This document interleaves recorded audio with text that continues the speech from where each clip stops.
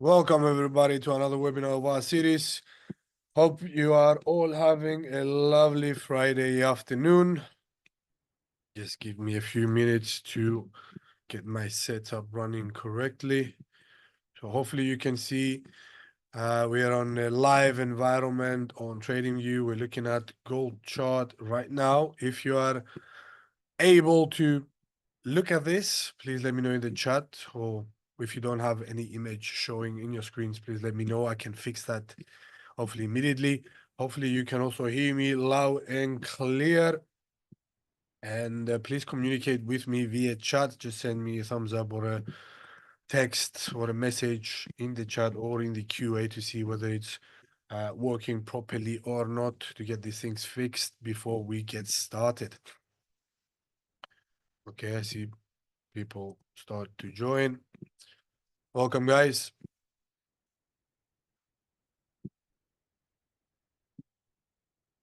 We have here, gonna look at gold, silver, probably WTI, hopefully equities as well. We're gonna do anything that we can actually hopefully go ahead and trade at in today's session. If you have any sort of preference, please let me know. For the time being, let me quickly jump back onto the presentation to get started and refresh our memories on what we are about to do today. So since it's a live trading session, we're going to do a few of them consecutively over the weeks. Figured we shall, let's just say, reconsider what we have said so far in regards to the ideology and what methodology we're going to use before we actually go ahead and trade live. So last webinar, we've introduced a base case kind of scenario, the scenario construction methodology. That's my own preference of going at trading. So I'm asking myself at any given point in time a lot of questions in order to validate or disprove my point of view. So we're going to do a charting analysis initially, and then we're going to start looking at our biases. And then we're going to let's just say, take the advice or just observe technical indicators and see what kind of information they are conveying. We're going to put that into the mix as well. We're going to come up with our preference, or let's just say our strategy and what our intentions are. We're going to hopefully do a risk management and a money management kind of technique or techniques. We're going to implement those in order to protect ourselves. But also be wary of any sort of adverse market conditions that could derail our thesis or our analysis, if you would like. And from there onwards, we're going to place some sort of take profit and resistance, take profit and stop loss orders in place in order to just have a clear view of what we are aiming to do. At that point in time, we're going to do analysis. We're going to double check, triple check our thesis, and hopefully then we're going to go and place some sort of a position. Hopefully is gonna play with our kind of bias. If not, we're gonna take the loss and we're gonna move onwards from there. So I'm gonna do a brief intro into this kind of rationale that we're gonna adopt in this webinar, but also in the others to come. So the idea here is to effectively come up with an actionable trading plan of an instrument of our choice, analyze its direction, spot possible areas where the price action may stall or break out, or points of friction, if you would like, assess the current strength and momentum if there is any, remain vigilant about any possible fundamental factors that may impede or accelerate our trend, and finally come to a conclusion or where a sufficiently good entry point may be, as well as a reasonable achievable target or for an exit. Okay, so remember, at the end of the day, there is no such thing as a perfect trade. As traders, we must come to the terms of finding that is the most appropriate trade at that point in time that has the highest probability for becoming a reality. And given this kind of rhetoric or this kind of mentality, we're going to go ahead and do our business from there onwards, if and only if we accept the fact that There's no perfect trades, and we're going to do the best we can given the situation. Okay, because at the end of the day, trading is a game of probabilities, and what we need to do is assess as many quantifiable, excuse me, parameters as possible, take them into consideration. At the end of the day, deploy an actionable strategy. Okay, this is the rationale. Hopefully, we're going to do that in practice as well. I don't see any questions. Okay, these are a few examples of questions that you could ask yourself when you are um, analyzing a specific play in order to get your bias right, in order to get, let's just say, a brief understanding of what do you want to do and what is, let's just say, allowable, permissible by the market moves to happen. So we need to put that into our consideration as well. But yes, these are a few questions, not a few, a lot of questions we have asked ourselves in the past webinar in order to clarify our thinking and set up a valid or an efficient trading strategy that is predestined, you can tell whether it's going to be successful or not. Okay. So first off, we're going to do some trend identification. We're going to identify some sort of points of friction on the chart in order to allow us to get the overall picture. We're going to do hopefully using the Elliott wave principle and analysis of what we on which kind of market wave stage we are in or phase.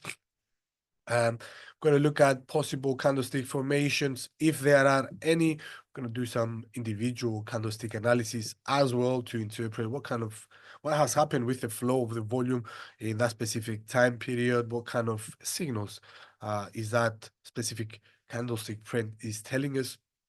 And then we're going to move on to our technical indicators. I like to rely a lot on technical indicators alongside as order book and volume at the same time. But yeah, we're going to do a not super, but we're going to do a deep dive into technical indicators on what kind of information they're conveying. Hopefully, we're going to gauge momentum. We're going to gauge interest. Who is in control, the buyers or the sellers?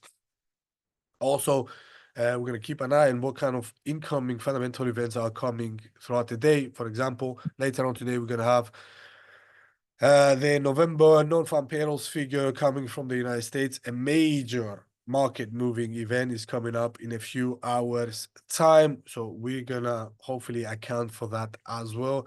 Ideally, is not the best day or the best time to trade if you at least analyze a play and develop a strategy during these kind of volatile market conditions. But we're going to do the best we can.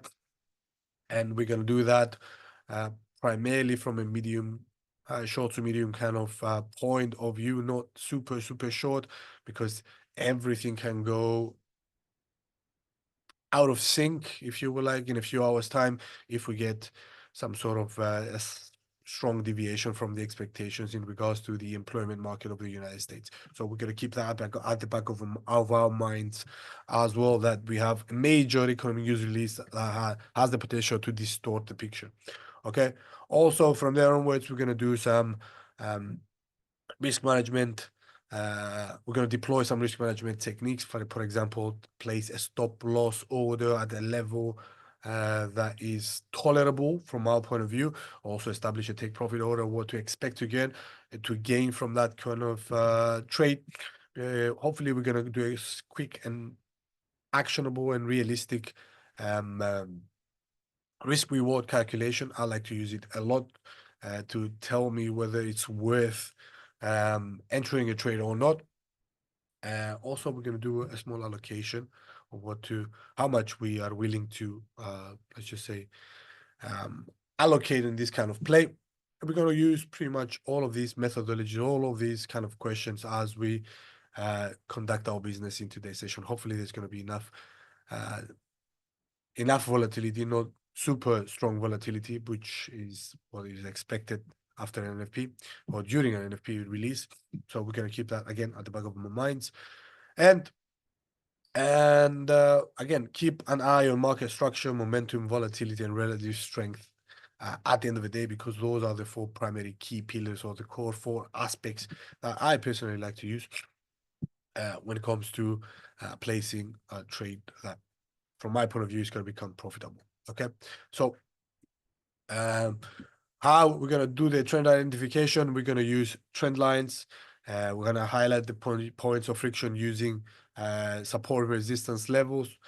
We're going to use technical indicators in order to gauge volatility, as we just mentioned, potential impact of the NFP. We're going to do a quick analysis as we are on the live environment, on the chart environment, in order for you to understand how to account for that, given past prior action. We're going to do risk mitigation by using take profit and stop loss orders, money management, the list of our concerns for this point of view, because we're trading on a live environment with a demo account, and look for or highlight any potential instrument correlations and assess their potential impact. Okay, so this is again our checklist. We went over this last webinar. We have covered this on a much more simpler way in today's webinar. But yeah, these are a few questions. These are a few points in order for you to grasp what we're going to do today. Okay, so develop a plan, analyze our biases, use the available tool, deploy risk management techniques, money management techniques as well, and look out for anything that could distort the picture. At the end of the day, place a trade, and hopefully we're going to get some bank on this. Okay.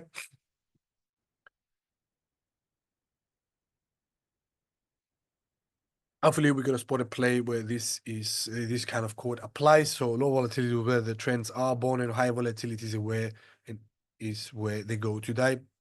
Hopefully we're going to spot a play where this is true, because this is from my point of view, the most promising and the most prominent kind of case to capitalize upon. So find something that is not volatile enough, but there are signals that volatility is going to increase for X or Y or Z reason, okay, and become an early bird, in other words, and capitalize on the introduction of high volatility, which is going to push prices either upside or to the downside, depending on the event, and help us capture the majority of the largest portion of that move. Okay, so let's go on a live environment to see what we can find. So what we have in front of us right now, we have gold. Okay, let's go ahead with gold. Gold futures, see if this more specifically. Let's do a trend identification first. We are on a daily environment. Okay, let's jump onto the weekly in order to get the overall kind of point of view. From looking at this straight away bluntly, I can see, at least in my eyes, a sort of cup and handle kind of formation that kind of has taken place already, as we know. This is a prior and super important level that I'm going to be looking at. Okay, if you can spot this straight away, this is a lovely cup and handle formation. So we see a former high fail, and we see a retracement. We see a lovely consolidation phase around here. Pickup of prices once again, a test of a former all-time high, clear break, but the prices secede from there. Again, pull back, but not at this kind of level. So the retracement, if you would like, from here till here was almost 50%. Retracement from here to here was 17. So the magnitude of the retracement was much shorter. The time frame of the quote unquote bottoming out and the formation of a new higher low was much smaller, and you can clearly see this from here. Okay, so let me mark the periods where all these events have taken place, if you would like. And this is once again the breakout period from here onwards. So it took from September of 2000 and what is it? 11th of September until the August of 20th. So long monthly periods of consolidation after the retracement. This consolidation, this bottoming out came much sooner. So what, 5 months here, uh, a year or so here. So that is in accordance, if you will, like with the cup and handle formation. You see the break above the retest of this level breaking, and you see the price action from there onwards, managing to form some sort of support. This level, this former all-time high, acted as support in this kind of move, and from there onwards, we see the rapid price acceleration of gold's prices. So this is on a macro level. Let's just go on a much shorter time frame and see what we are. In this kind of case, it's kind of obvious where gold prices are heading, obviously to the upside. You can spot the consecutive highs and the consecutive lows, higher highs and higher lows. You can spot one here, higher high, higher low, higher high, higher low, higher high here, higher low. Okay, another high by a small amount, but still a higher low, which is the important aspect of things. Okay, and then from there onwards, maybe this is a new higher high. So maybe we could expect on a much longer or a long-term kind of point of view, another possible retracement. But for the time being, let's see whether we have enough evidence to bias to um, whether we have enough evidence to go ahead and account for that. Let's remove these kind of 15 drawings. Okay, and let's jump back to the price action. Let's go on a much smaller time frame. Let's go on a daily basis, and let's just establish whether we can whether we have an uptrend or a trend line, excuse me, or not, which validates anyways what we already know, that this market is moving towards the upside. So let's just connect this recent bottom with this one. Clear market trend definition. Price action is moving to higher ground. You don't need the trend line in order to tell you that. Again, you can spot this higher low here, higher high, higher low, higher high, higher low, and another higher high, but a lower low. So this is giving us a lovely indication, okay? Starting from only this, okay? Let's draw another trend line right here to see what's going to happen here. So yes, the market, these gold prices are moving to the upside, but we see a much more faster pace of acceleration. Okay, it doesn't mean that the uptrend is over.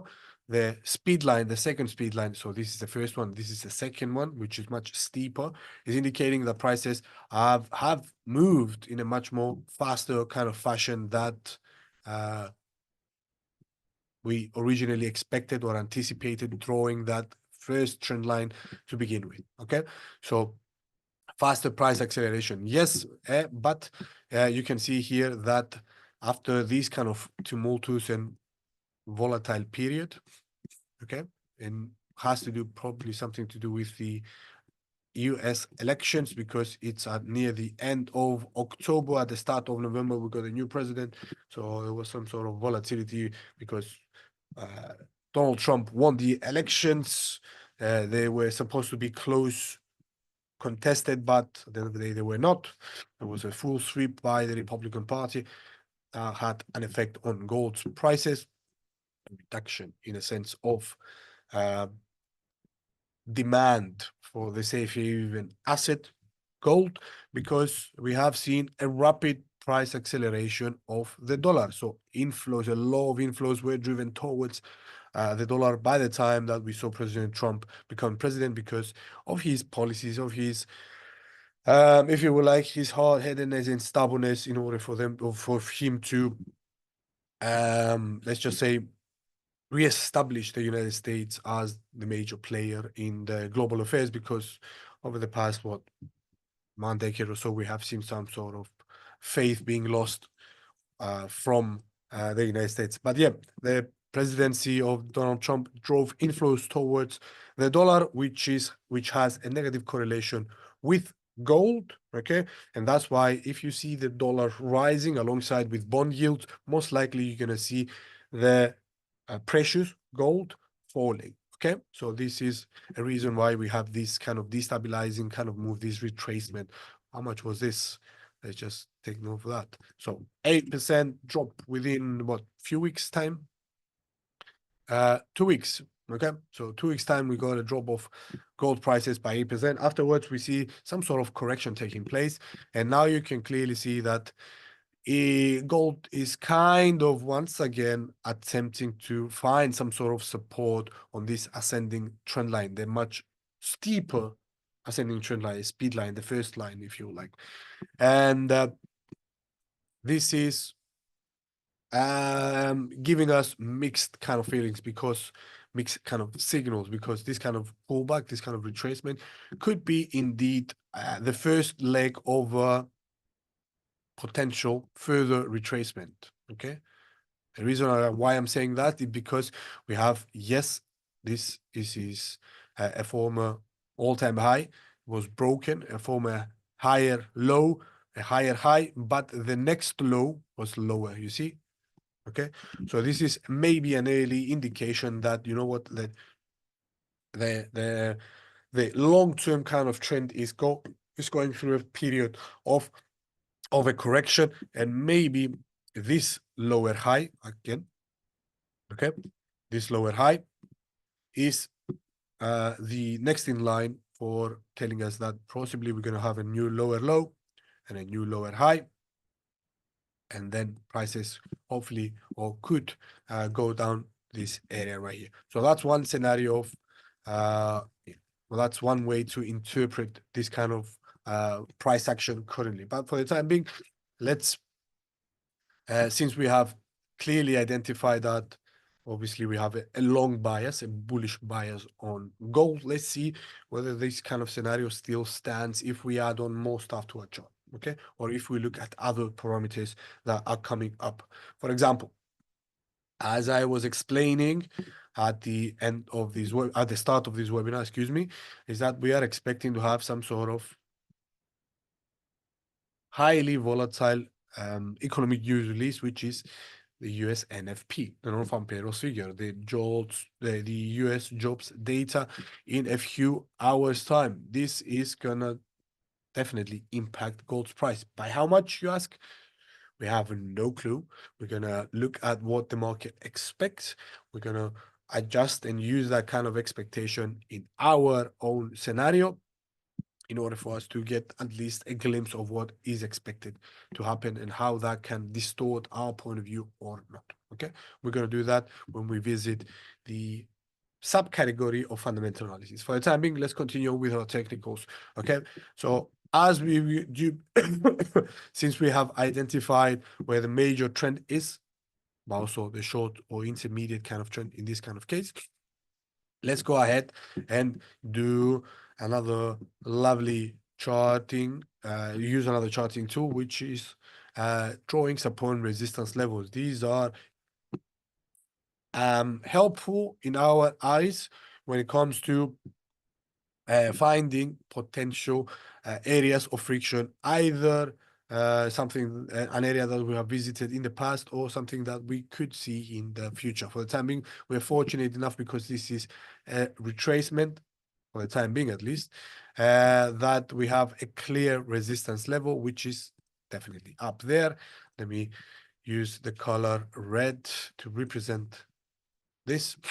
Okay, this is the first immediate or the second, if you would like, resistance level, or an area that would be paying close attention to. The other one is the much more recent, okay, let me much more recent resistance level, which we have seen the price action failing to break above from after this kind of retracement. Okay, so what else do we see here as in regards to resistance?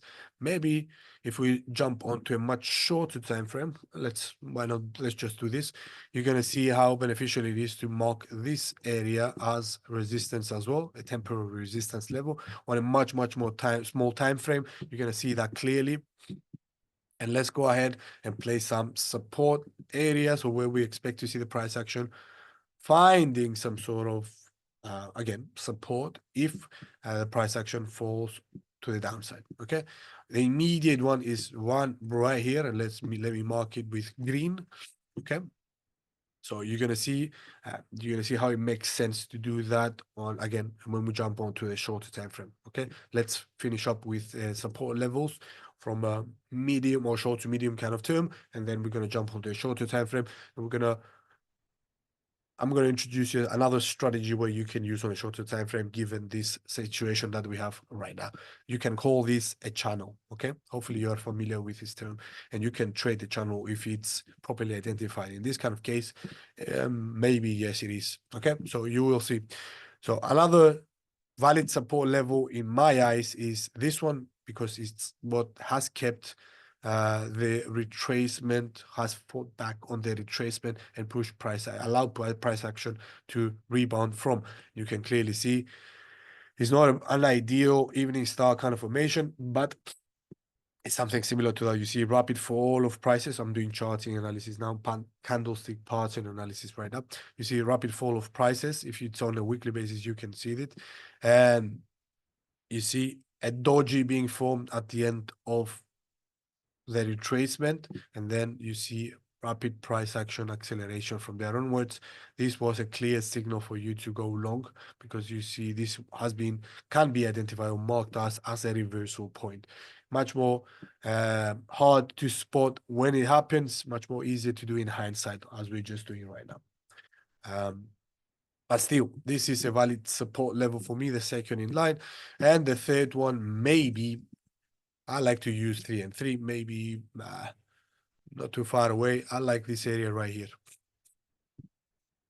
for me, okay? Because it marks a prior, you can extend it from here onwards, a former, okay, record high at that point in time if you remove all of these at this point. So a former all-time high peak, secondly tested, thirdly tested, broken above it, and then you see consolidation taking place, much like this area right here. Okay, so let me mark that as a lovely channel because it is. Okay, same thing can be marked here as well. Okay, so a channel is a close trading range of an instrument between a support and resistance level where the price action is bouncing between it. And if this can be identified and it's actually valid because we have plenty of touches here, 3 above and 3 below, that's enough for me to call it a channel. You can capitalize upon that on a much more shorter kind of time frame.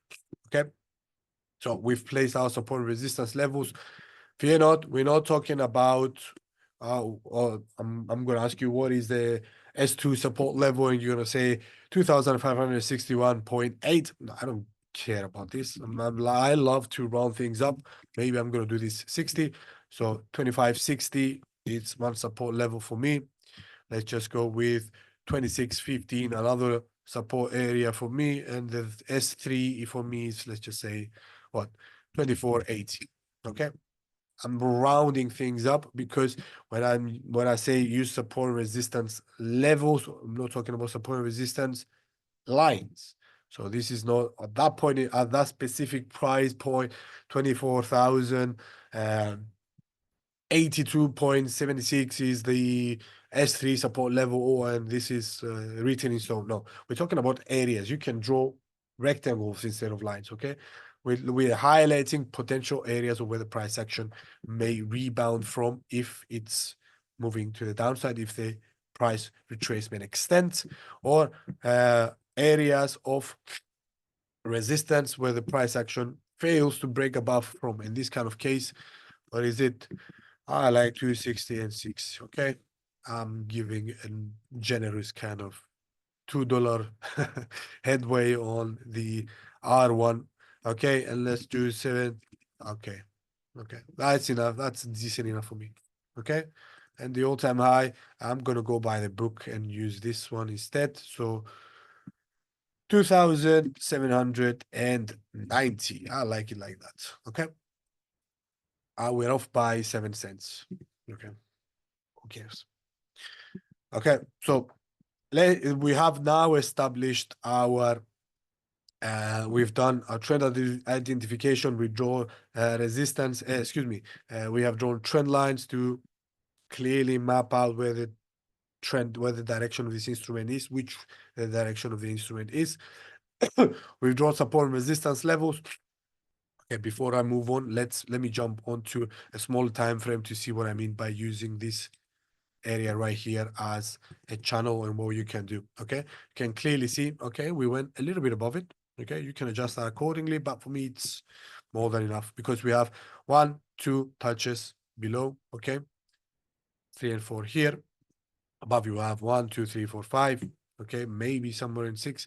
Okay, so we have a clear area of congestion, okay, of trading range. Okay, I'm going to give you a super simple example of how you can capitalize this, extrapolating that this kind of trend is going to continue on this super short pause or trend that we see in gold prices on an hourly basis, hoping that this is going to continue.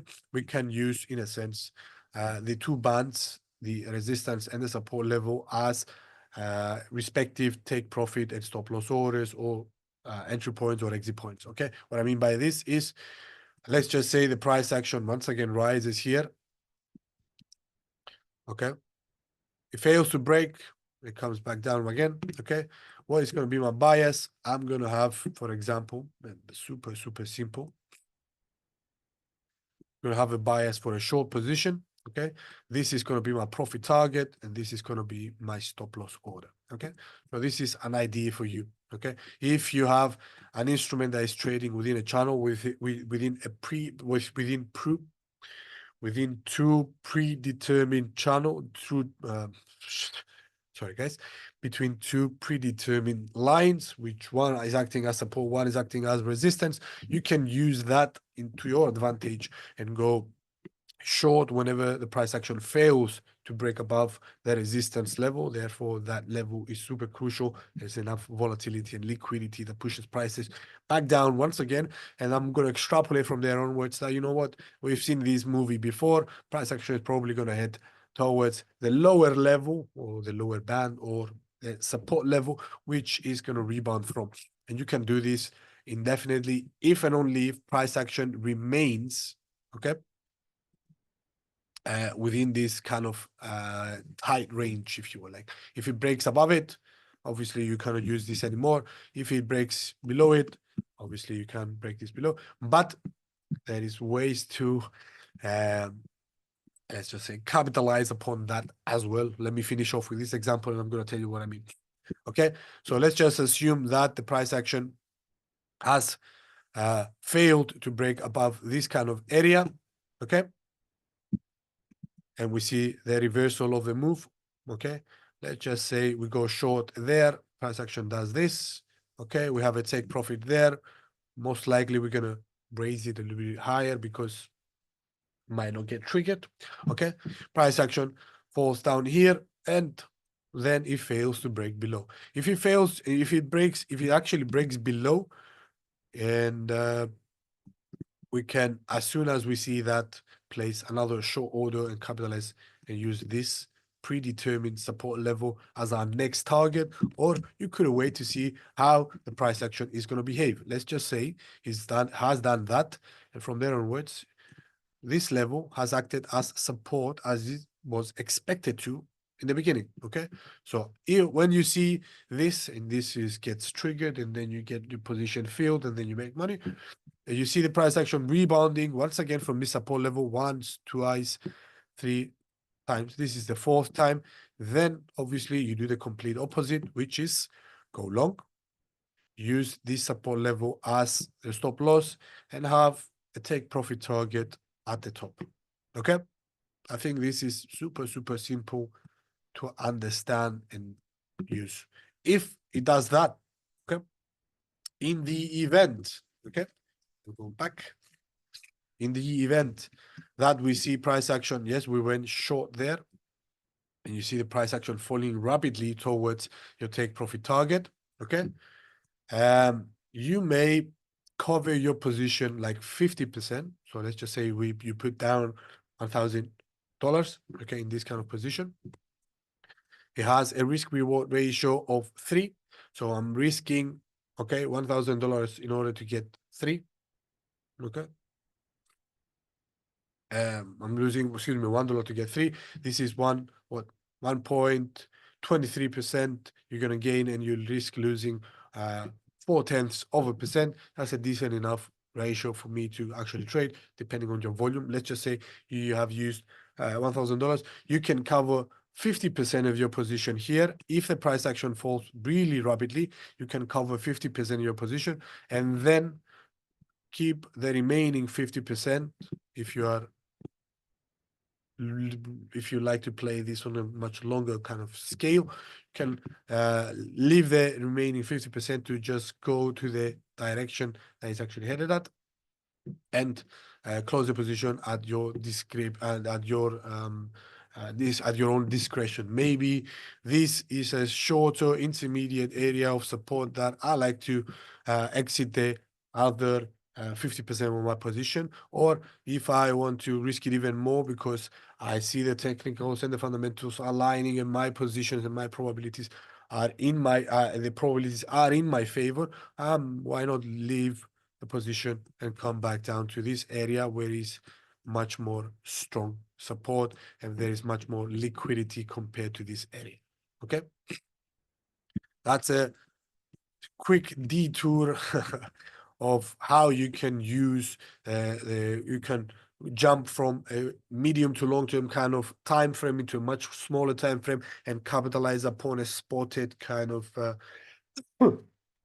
uh, pattern that you could exploit. In this kind of case, we have identified here a sideways kind of motion, a channel where we can enter and go long at the support level, have a target at the resistance level, and go short near the resistance level and have a target on the support level. Guys, if you have questions, please send them through in the chat. More than happy to answer them. I'm assuming, because you're not sending questions, that everything is loud and it's everything it's clear in your heads. If not, please let me know. If everything is good, I'm gonna continue doing what I had been doing so far. Okay, so again, jumping towards a longer kind of time frame, let's remove these drawings. Let me go. Wait, what did I do? Give me 1 sec, guys. For some reason it annoys me, so I removed it. Okay, so we're back on medium term kind of point of view. We're looking at a daily chart. So our bias is going to be, I'm going to keep the position open for what? I just say between 5 and 21 days. So a week to 3 weeks. That's my rationale.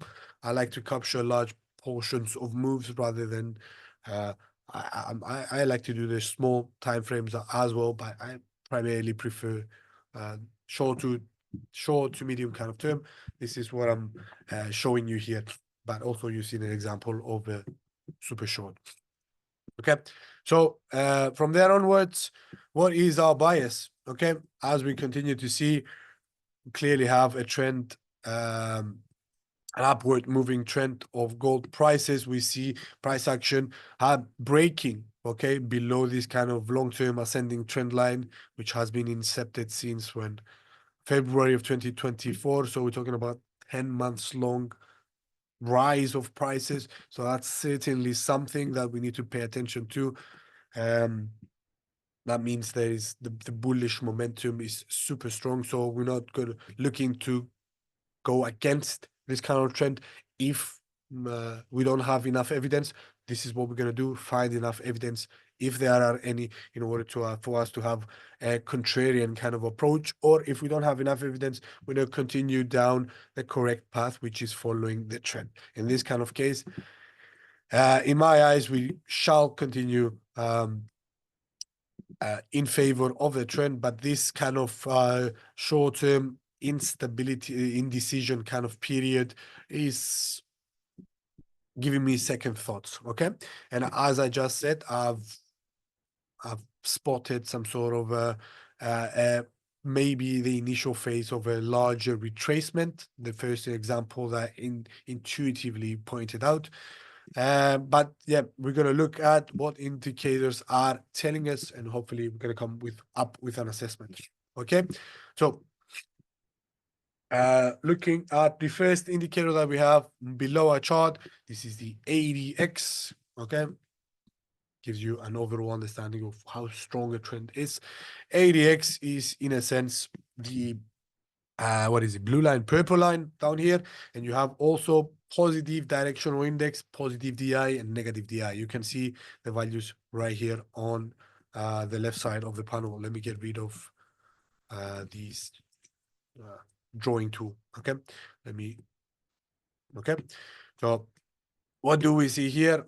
The ADX. What is it telling me? So the red, you can think of it like this.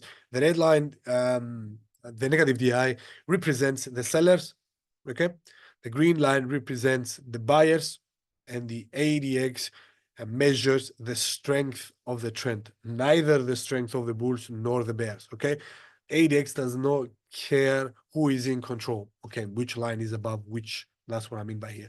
If in this kind of example, we see the negative DI being larger than the positive DI, that means at this point in time, the sellers are in control, the sellers are much stronger. Oh, no, the sellers are in control. But is their reign strong enough? The ADX is telling us not really, because it's 10. Okay, the value of 10. So in order for you to have fast price acceleration or deceleration or volatility, in other words, or momentum, the ADX must have, at least in order to see fast price action and capitalize upon this, the ADX needs to be above, let's just say, the 20 threshold. That's one. Okay, between 20 and 40, let me draw another line. Between 20 and 40, which is the horizontal line, 20 and 40, we have a moderate or a good, if you would like, strong trend. Okay, above 40, okay, we're looking at extreme moves, and in this kind of case, we have seen extreme moves written or showcased by the ADX many times in the past.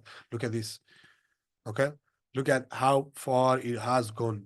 Okay, and you can see rapid price acceleration down here. Okay, so we're talking about what, a 20% rise. Okay, and look at this ADX, it kind of coincides with this. Whereas at periods where we don't have much that high values of ADX, in this kind of case, accompanied with a positive DI, we don't have that fast kind of acceleration where it has been. Let's just go from, let's just say here until the peak, which is there, which is 11%. So 20 with 11, it's almost half. Okay, so the ADX needs to be at super high levels. If the ADX is at where it is currently right now, that means irrespective of who is in control, the bulls or the bears, the price action is not going to move, or is not moving, or has not moved so far actually, that quickly. Okay, there's not enough volatility, and that's why when you see plummeting ADX values and you have super high positive DI, negative DI, which kind of ADX derives from the difference of the two, you tend to get these kind of periods of stalling, of deceleration of the trend, or price action not going anywhere.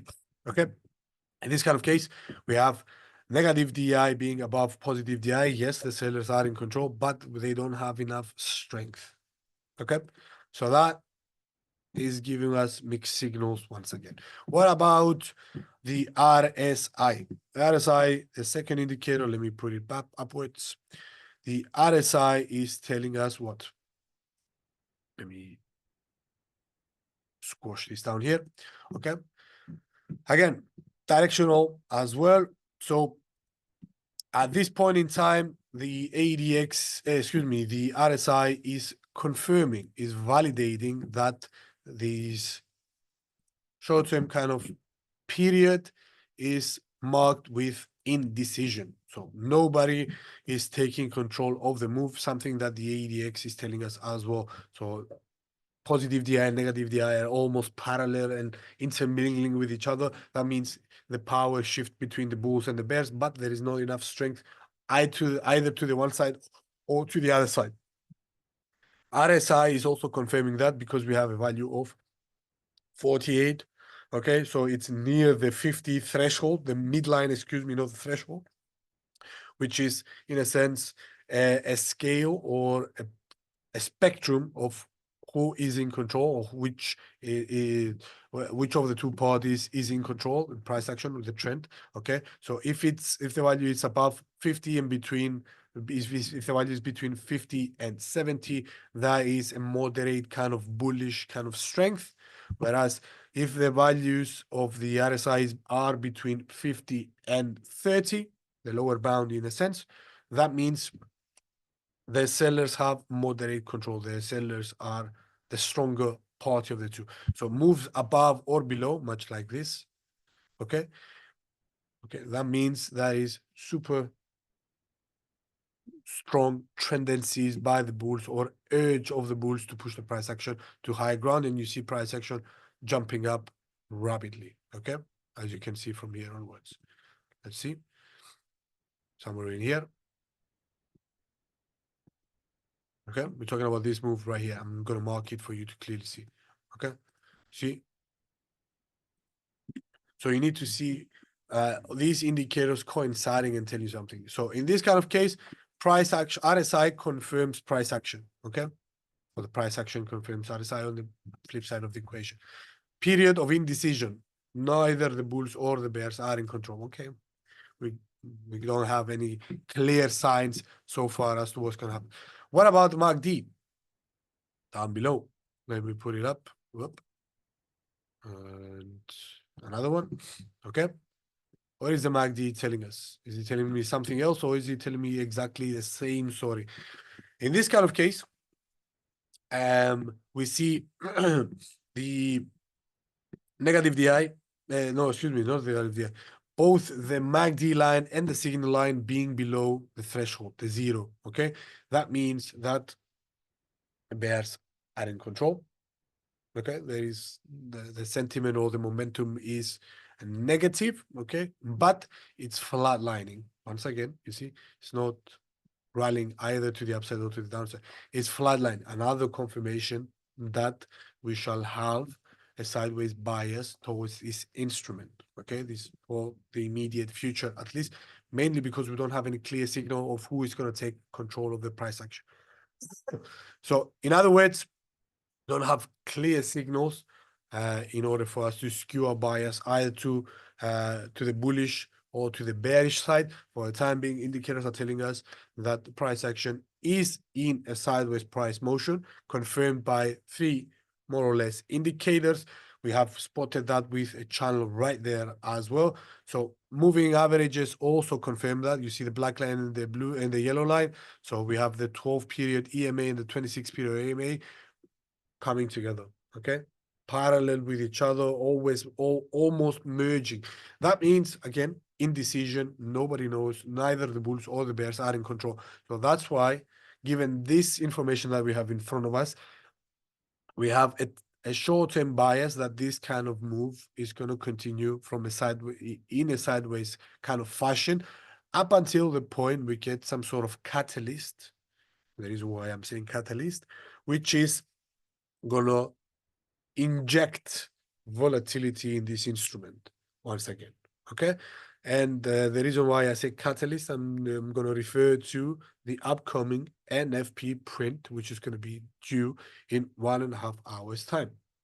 Okay, this event has the potential to become a catalyst, which is going to give us, at least for the time being, a clear direction of where the market is headed, of where gold prices are headed, because for the time being, we do not have any clear indication, apart from the only bias that we have is that gold prices are moving in an uptrend.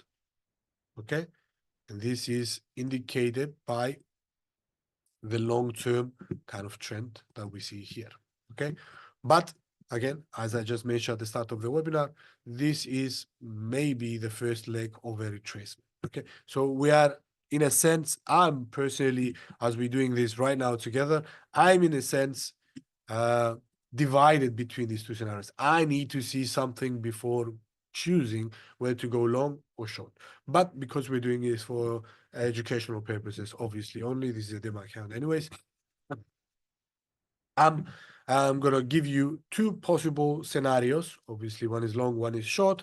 After we get this NFP print and the volatility kind of injection, if there is any. Maybe we're not gonna get anything of this. For the time being, however, what we could also look at are correlations. For example, with the dollar, what is the dollar doing? What are bond yields doing? Okay, maybe we're gonna get some sort of hint from there because they do actually interrelate and they affect one another respectively, depending on the case. Maybe that's another idea what to do. But for the time being, I'm gonna keep it as simple as I can. I'm using the most simplistic approach as I can. Let's just say that this ascending trend line has been breached, and it has been breached, but this is a correction, which once again points me towards another with a continuation for a sideways movement. Let's, for the sake of the argument, go ahead and say that the price action, you know what, if it breaks either above or below, it's not going to have enough momentum, and it's going to then gyrate between this level right here and this level. Okay, so I'm expecting for some reason after the NFP print price action to gyrate around these two areas.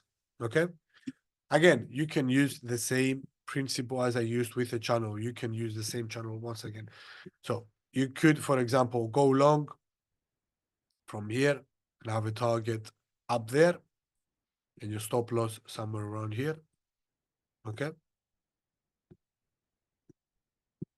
Or the opposite case is going to be a short position. Either of the two is valid if we don't have enough data. Or I'm going to be awaiting for some new data to roll in. Or the other one is doing this. Okay. These are two possible scenarios. And pretty much that's what every major player is doing, is hedging positions. This is one way to do that because we don't have, again, any sort of clear indication of where the price action is going to head towards to. Maybe this is one way to go at this kind of play. You can go long, where we currently at 2,600 and what 40 level at $40 and have a profit target, a take profit order near the 2,000 what 660 area. Is it the 2,660 area? Which one is this? Is the 2,720 area. Okay, we could expect this. Okay, or we could at the end of the day have the opposite scenario being also true. Okay, maybe it's going to look something like that. Who knows? Up until we get fresh data to analyze, we are merely extrapolating. Okay, so another scenario is, as I just mentioned many times, maybe we're going to see the extension of the pullback.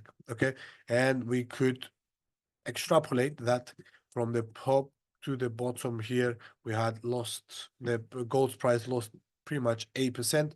Can do pretty much the same thing here as well. Expect something similar. Okay, so at this kind of point in time, however, it's going to be much shorter. So you could, in a sense, have short position here, and this is your target. Okay, that's one way to do it.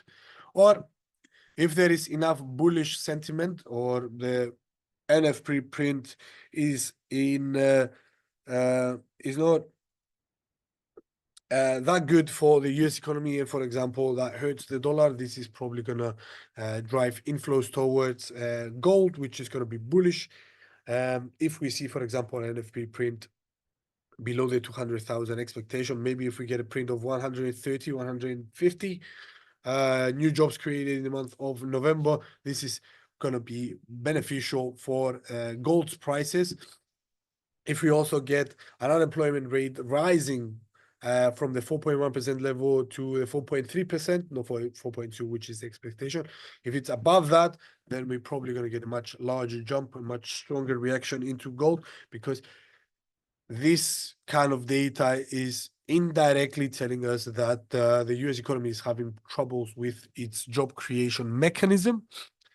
Therefore, the Federal Reserve is going to be forced to slash rates at a faster pace, which is going to be bad for the dollar and bond yields and good for gold, which is going to drive inflows towards it. And maybe after a bad NFP print today, we're going to see gold prices, okay, having this as a new higher low and rally from there onwards, possibly hitting all-time highs, fresh all-time highs in a period of maybe until the end of the year.